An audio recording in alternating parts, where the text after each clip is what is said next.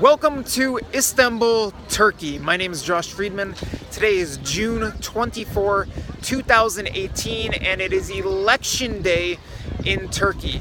There is a lot at stake today as Turkish voters are going to the polls in simultaneous presidential and parliamentary elections. And these elections are taking place as the country prepares to enter a new system of governance.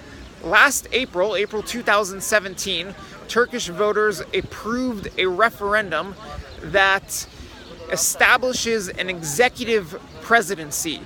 Under the new system, the prime minister's post will be abolished and the president will become both head of state and head of government. And that is exactly what incumbent Turkish President Recep Tayyip Erdogan hopes to become. Erdogan is vying for this new executive presidency that he has long been calling for, and today, if he receives more than 50% of the vote, he will win the election outright and will become the new executive president of Turkey. However, there is a steep challenge in order for him to win it outright today. There are a variety of candidates in a field of challengers.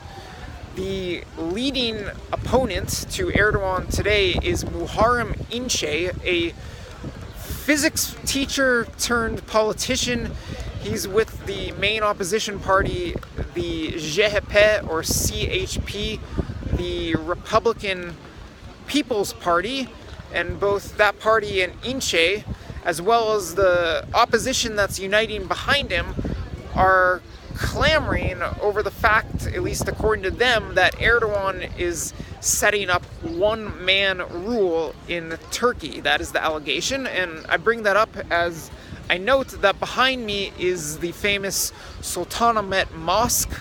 Some people call it the Blue Mosque nowadays, and many critics of Erdogan say that he, in a sense, is becoming Turkey's new sultan. In fact, critics are also saying that he's trying to bring back the Ottoman Empire, or that he's practicing neo-Ottomanism, and that he is establishing one-person rule in Turkey. And those who are angry about changes that have been taking place in Turkey in recent years, how power has been more consolidated, particularly in the aftermath of the 2016 coup attempt. Well, those people are viewing today's election as a crucial opportunity for Turkish voters and the country as a whole to stop Turkey from going in a more autocratic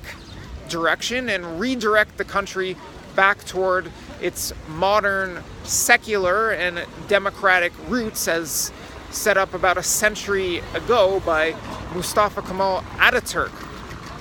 Now, is that going to happen? Which direction is Turkey heading? That really depends a lot based on what takes place today and what could lead into a runoff presidential election. So if Erdogan receives more than 50% of the vote today, he's widely expected to come in first, but it's unclear whether he can reach or overcome that hurdle. If Erdogan indeed receives more than 50% of the vote today, he wins the election outright. He is Turkey's new executive president. However, if he fails to claim more than 50% of the votes, then there will be a runoff presidential election 2 weeks from now, and it is expected that if the election does go to a runoff, then İnce would be the candidate challenging Erdogan. Polls have indicated that Erdogan would still likely win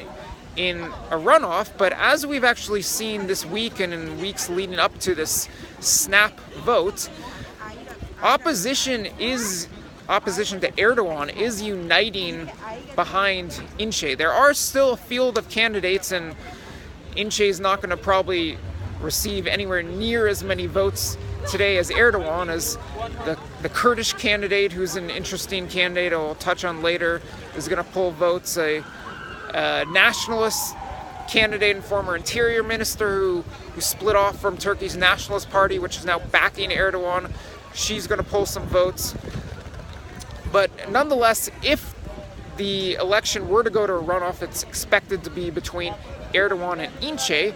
And in that case, some people would say all bets are off and the opposition could rally behind Ince and possibly defeat Erdogan. However, there are also many people who would suggest that it is highly unlikely that Erdogan loses this election and that there's a new president, as the system as it exists right now is very much set up for him to win. There are concerns among critics of Erdogan that there can be election rigging going on. This election is taking place under a state of emergency that has been in place in Turkey since the 2016 coup attempt, and that particularly affects the southeast of the country, the predominantly Kurdish area. I was there a little more than a year ago, and the place is very much militarized, and there are questions as to whether or not free and fair voting can take place in the southeast of Turkey with the conditions that exist there. The parliamentary election that is taking place is getting a lot of attention here in Turkey. There is some talk about the possibility that Erdogan's ruling Justice and Development Party, the AKP or AKP, could lose its majority. The AKP is aligned now with the MHP, the MHP, the Nationalist Party. They've got a coalition going. Actually, for that matter, both in terms of the presidential and parliamentary elections, there seem to be blocs emerging as different political factions are uniting basically for and against Erdogan. So we will be tracking as I keep getting someone saying hi in the background, we will be tracking the outcome of the parliamentary vote. But given the circumstances with Turkey now moving toward an executive presidency and all of the new powers that the president will hold, it really is the presidential election that is what matters most and is really going to determine the future direction of the country. The secular, more liberal opposition wants a return to a more secular, liberal Turkey, whereas Erdogan's supporters are very satisfied with a more conservative, Islamic Turkey, and that's the direction the country has been going in recent years. I should note that this election is taking place with interesting economic circumstances, particularly relating to the devaluation of the Turkish lira.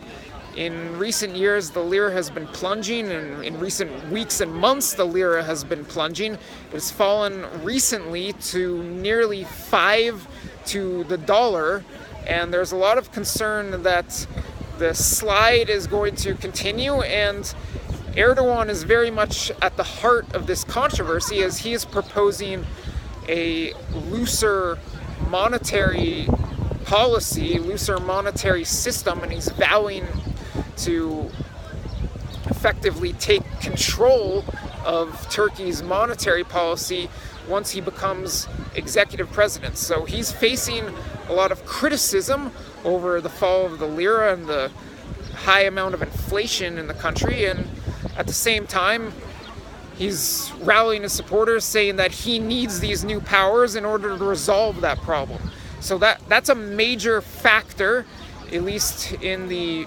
backdrop and the policies and issues that are at play in this election. But ultimately, things really come down to, as was the case last year with the referendum, do you want more Erdogan or do you want Erdogan to go? And the vote is pretty much going to be an indication, if it is a clean vote, if it is a legitimate, free and fair election, or relatively free and fair election, then it's really going to indicate, is this country going to have more Erdogan, or is Erdogan going to go. If he does win, then Erdogan can stay in power legitimately under these new rules until 2029. That is what's at stake. I'm going to wrap up this report from outside Sultanahmet Mosque here in old historic Istanbul. Later today, I will be providing you election results, probably from the Taksim Square area, where I'll be keeping an eye out for potential protests, possible unrest. I'm not expecting it, but who knows, it could happen. Things are very volatile here in Turkey. So for now, goodbye from Istanbul. I will be coming to you with results tonight. Polls close at 5 p.m. and the results should be pretty clear by late tonight. So goodbye for now, and I will see you later.